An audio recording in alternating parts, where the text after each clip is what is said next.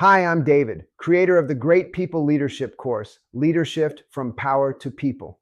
For the last several years, I've worked with leaders and teams who want to lead with more clarity, connection, and purpose. And one thing I've learned, when a team loses its spark, it's not usually about talent. It's about energy. It's about trust. It's about feeling seen.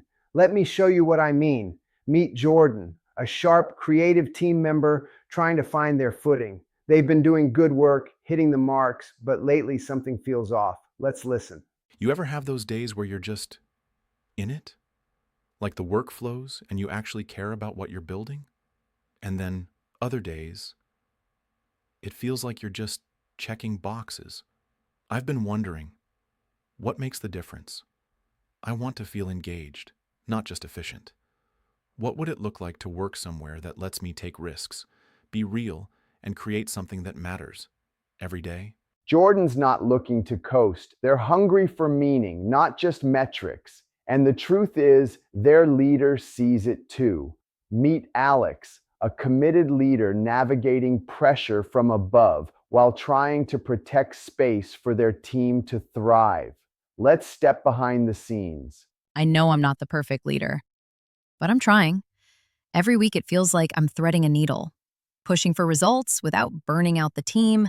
I want to give them freedom, trust, clarity, but I'm juggling pressure from the top and from the timeline. And I wonder, have I made it harder for them to care? What if I'm so focused on outcomes that I'm killing the spark that actually drives them? That's not who I want to be, but I don't quite know how to fix it yet. This is where so many teams quietly land, with a leader carrying pressure and good intentions and a team member holding untapped creativity and quiet questions. Both are doing their best, but something's missing. Not effort, not skill, connection.